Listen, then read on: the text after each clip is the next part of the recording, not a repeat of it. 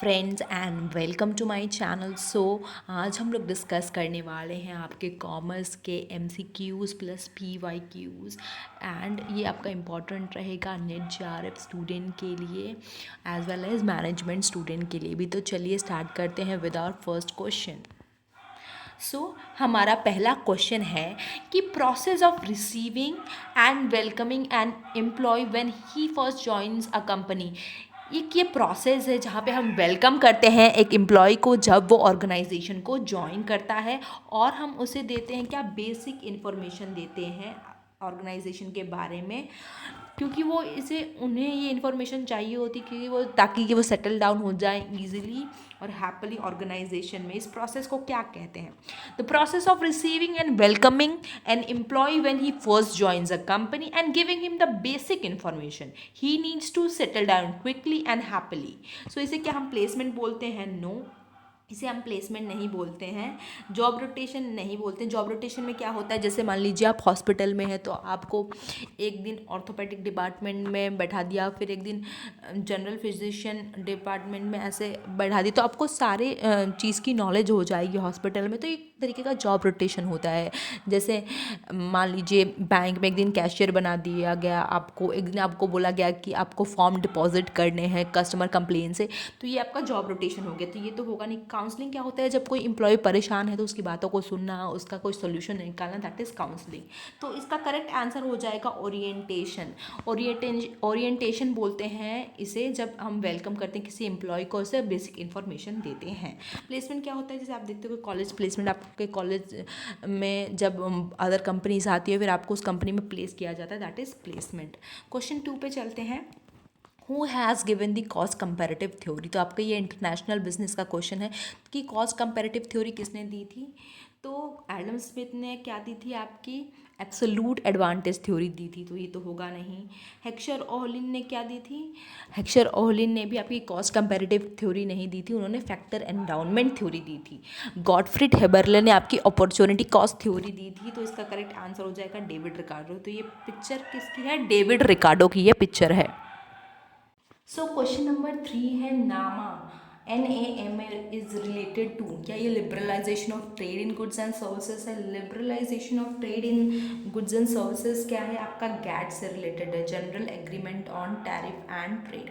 तो ये तो होगा नहीं। लिबरलाइजेशन ऑफ इंटरनेशनल इन्वेस्टमेंट, ये तो आपका किससे रिलेटेड है? ट्रिम से रिलेटेड है, TRIM, ट्रिम से रिलेटेड है, ये तो होगा नहीं। Provide monopoly power to the owner of intellectual property, तो ट्रिप से related, trade related intellectual property rights. तो करेक्ट आंसर आपका ये हो जाएगा, सी हो जाएगा। ये इंक्लूड करता है industrial goods, textile, jewellery, fish and fishery product, manufacturing industry. चलिए नामा के बारे में और जान लेते हैं। तो नामा का फुल फॉर्म क्या है? Non agricultural market access. NAMA का फुल फॉर्म क्या है? Non agricultural market access. एक तरीके का ट्रेड नेगोशिएशन है किस पे? नॉन एग्रीकल्चर प्रोडक्ट, या कह सकते हैं इंडस्ट्रियल प्रोडक्ट पे। और इंडस्ट्रियल प्रोडक्ट में ये कौन कौन से चीज़ें इंक्लूड करता है? Industrial goods, textile, jewellery, fish and fishery product, manufacturing industries and other also industrial products. Now we will move on to the question number 4। SDR, ये बहुत इंपॉर्टेंट है और रिपीटेड क्वेश्चन भी है। तो SDR को हम लोग क्या बोलते हैं? सिल्वर बोलते हैं, no gold, no diamond. SDR का फुल फॉर्म क्या है? Special drawing rights. तो इसे हम लोग पॉपुलरली किस नाम से जानते हैं? तो इसे हम पॉपुलरली पेपर गोल्ड के नाम से भी जानते हैं। We will move on to the question number 5, जो आपका मार्केटिंग का क्वेश्चन है। जब दो सेपरेट कंपनी और दो डिवीजन सेम कंपनी के एग्री करते हैं कि ठीक है, वो दोनों क्या करेंगे? रिप्रेजेंट करेंगे ब्रांड को ऑन अ पर्टिकुलर प्रोडक्ट और एंटरप्राइज। तो इस अरेंजमेंट को क्या कहते हैं? जैसे कि मान लीजिए दो कंपनी तैयार हो गई एक प्रोडक्ट पे, जैसे कि मैं नाइकी का एग्जांपल यहाँ पे लेती हूँ और एप्पल का। तो नाइकी और एप्पल का आपने एक एडवर्टीजमेंट देखा होगा कि एक पर्सन दौड़ रहा है और उसने वॉच पहनी है एप्पल की और शूज़ पहना है नाइकी का, और वो दौड़ रहा है। तो उस थोड़ी देर बाद बता रहा है कि आपने ये दौड़ 3 मिनट्स में कंप्लीट की है। तो उस एडवर्टीजमेंट में आपको एप्पल की वॉच भी दिख रही है और नाइकी का शूज़ भी दिख रहा है। तो ये क्या है आपका? कहीं ना कहीं ये को ब्रांडिंग ही है आपका।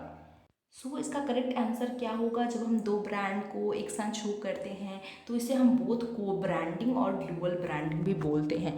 अब मैं एक रियल लाइफ एग्जांपल ले लूँ। जब दो यूट्यूबर्स, मान लीजिए दो डांस के यूट्यूबर्स हैं, वो दोनों एक साथ डांस कर रहे हैं, तो कहीं ना कहीं वो अपने दोनों यूट्यूब चैनल को प्रमोट कर रहे हैं, तो ये भी कहीं ना कहीं को ब्रांडिंग है, अगर आप रियल लाइफ एग्जाम्पल से समझना चाहें तो। तब तक के लिए शुक्रिया। यह लास्ट क्वेश्चन था। Thank you. और अपने स्कोर भी शेयर कीजिएगा कि आपके 5 में से कितने मार्क्स आए हैं। और जल्द ही मैं 10 क्वेश्चंस के फिर सीरीज़ लेकर आऊँगी कॉमर्स मैनेजमेंट के नेट जीआरएफ के। Hope you like the video.